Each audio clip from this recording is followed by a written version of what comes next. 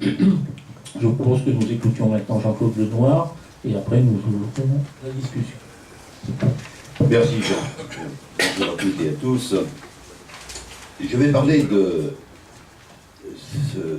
cette nécessité de créer un nouveau label qui soit l'occasion de tester un traitement plus équilibré de l'électricité et du gaz dans l'intérêt même de l'innovation. Chacun le comprend, le point essentiel de la réglementation thermique, c'est bien sûr la prise en compte des émissions de gaz à effet de serre. On a ouvert en 2007 la boîte de Pandore avec le Grenelle de l'environnement. Beaucoup de choses sont sorties. De façon générale, beaucoup de choses allaient dans le bon sens. Mais décider d'aller vers la construction à basse consommation d'énergie, c'est une priorité. Alors la voie choisie était celle de la fixation d'une norme extrêmement sévère en énergie primaire, 50 kWh par mètre carré et par an, c'est-à-dire un effort de division par 2 pour le gaz, mais par 4 pour l'électricité. Alors l'office parlementaire, c'est le rapport Biro-Bataille, a essayé de trouver un arrangement constructif à ce déséquilibre et a conclu que la meilleure solution était de conserver l'objectif d'une exigence d'économie d'énergie, mais en rééquilibrant les contraintes. Pas de manipulation du coefficient de conversion, mais un renforcement de la contrainte pour le gaz sous la forme d'un plafond d'émission de CO2. C'est en même temps une contrainte qui devrait être reconnue comme assez logique, puisque la maîtrise des émissions de gaz à effet de serre est l'enjeu majeur de la lutte contre le changement climatique, affirmé comme l'objectif du Grenelle de l'environnement, ensuite dans le cadre du débat national sur la transition énergétique. Alors, bien sûr, il ne s'agit pas de contester l'importance du gaz dans l'approvisionnement énergétique français. C'est une conquête après la guerre, 46, nationalisation, etc., qui a permis d'ailleurs à la fois d'exploiter les ressources que nous avions en France avec le gisement de lac, de diffuser un vaste réseau qui concerne aujourd'hui 9485 communes et qui dessert 11 millions de clients, ce qui est un chiffre important, qui a permis également, par une politique particulièrement active, de multiplier les points d'approvisionnement, les diversifiant, les sécurisant, etc. On peut espérer qu'une chose, c'est que ce qui a été entrepris depuis 1945 et qui était empreint d'une forte volonté soit limité aujourd'hui et qu'on ne renonce pas à l'avance à exploiter d'éventuelles ressources en gaz que nous aurions sous nos pieds. Alors le gaz, d'autre part, est un atout pour l'indépendance, notamment parce qu'il se stocke, ce qui est un avantage sur l'électricité. Nous avons 55 jours de consommation d'avance avec le gaz du fait du stockage, qui est considérable quand on voit bien que l'électricité, en revanche, vous le savez, ne se stocke pas, sauf d'une façon assez marginale avec les stations qui relèvent l'eau au niveau supérieur. Alors il faut, d'autre part, compter sur l'approvisionnement en GNL. C'est l'ajustement qui est nécessaire pour simplement nous ayons les capacités de fournir aussi bien les entreprises industrielles que les particuliers. Alors, cela dit, l'électricité présente aussi d'immenses avantages. Elle permet aussi, au-delà du principe de l'effet de Joule, d'alimenter les pompes à chaleur, qui constituent un plus important, et d'aller chercher donc des calories dans l'environnement, que ce soit le sol, l'air, les eaux usées, les grises, par exemple. Alors l'idée n'est pas de restreindre le recours au gaz, mais de pousser tout l'appareil industriel français à faire des efforts de développement énergétique en maximisant le recours aux énergies renouvelables.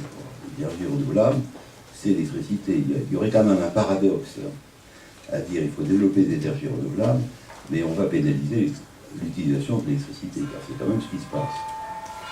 Moi, je représente un territoire assez rural, qui est le département de l'Orne. Un jour, j'ai été frappé, on inaugurait un lotissement qui avait été réalisé par l'opérateur dit social, l'office HLM. 10 maisons dans un petit bourg. Et pour obtenir les meilleurs financements, l'opérateur a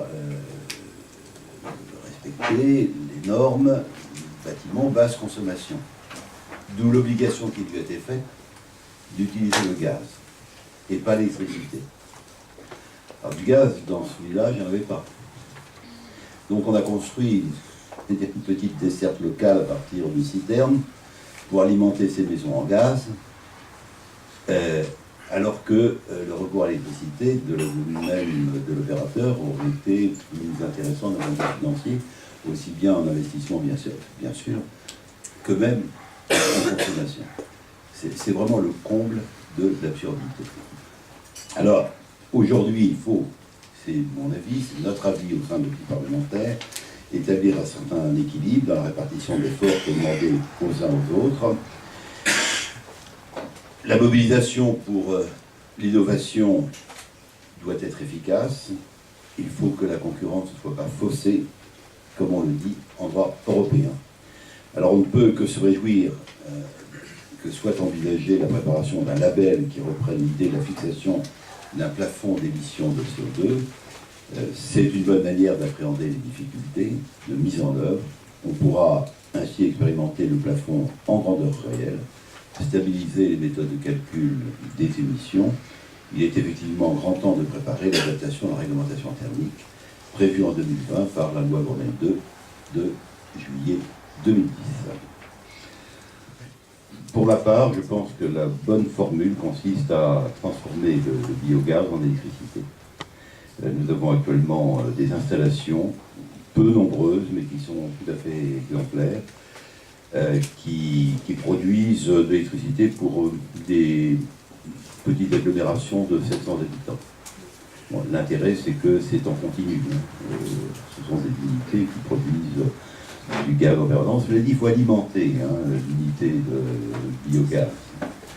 Et donc, ça nécessite une concentration assez importante des effluents qui viennent de différentes exploitations. Et ce qu'on est en train de remarquer, c'est que compte tenu du coût de transport du fumier, des effluents, etc., ça risque de renchérir le prix et ça favorise une concentration des exploitations, ce qui n'est pas tout à fait conforme à l'idée qu'on se fait de l'occupation des sols.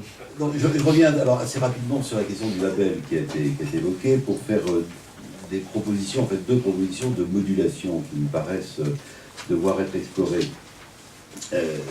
La première serait une modulation qui tient compte de la distance qu'il faut parcourir pour accéder à la ressource en gaz. Je l'ai expliqué tout à l'heure. On ne peut pas traiter de la même façon milieu urbain, milieu rural. Ceux de nos concitoyens qui sont installés dans les zones non raccordées voient leur possibilité d'arbitrage considérablement réduite. Le coût d'une solution alternative à l'électricité est pour eux plus élevé, sous la forme des citernes butane qu'il faut remplacer en utilisant le transport routier. Globalement, les zones non raccordées, qui par définition sont plutôt loin des centres urbains, sont confrontées à des coûts de prestation de services plus élevés. Il n'y a pas que la fourniture, il y a également la prestation de services pour leurs besoins énergétiques comme pour les autres besoins. Donc on pourrait concevoir une souplesse supplémentaire du plafond en énergie primaire pour atténuer le surcoût subi du fait de la confrontation à un marché moins concurrentiel. D'une certaine façon, cette compensation serait aussi une incitation pour le gazier d'étendre la surface des zones desservies, puisqu'évidemment elle disparaîtrait dès que le raccordement serait opérationnel. Alors il y aurait une deuxième modulation possible qui prendrait en compte l'investissement dans un système alternatif pour la gestion de la pointe d'électricité. Lorsque la construction prévoit un chauffage à l'électricité, une prime de consommation d'énergie primaire serait accordée. S'il est prévu un chauffage d'appoint au bois ou au gaz pour alléger la demande d'électricité lors de la pointe de demande. Ainsi, le surcoût de cet équipement supplémentaire serait partiellement compensé par une relaxation de l'effort d'investissement sur l'équipement d'électricité. Alors c'est un dispositif qu'il faudrait parvenir à caler sur une base contractuelle, car sinon il n'est pas sûr que l'équipement supplémentaire serait utilisé exactement au moment de la pointe de demande d'électricité. La balle serait alors dans le camp d'EDF pour attacher le bâtiment lui-même et non pas le consommateur à un contrat d'approvisionnement incitatif du type JP, effacement de jour de pointe. L'avantage de cette modulation en fonction de l'investissement, fait pour aider à gérer la pointe de la demande, c'est qu'elle créerait, cette modulation, une incitation à développer des systèmes de stockage locaux d'énergie du type batterie ou pile à combustible, des technologies à venir, couplées avec le réseau ou avec des panneaux photovoltaïques. Alors bien sûr, à ce jour, ces solutions sont chères, mais la modulation créerait également un marché pour qu'elle se développe et qu'elle puisse ainsi abaisser les coûts.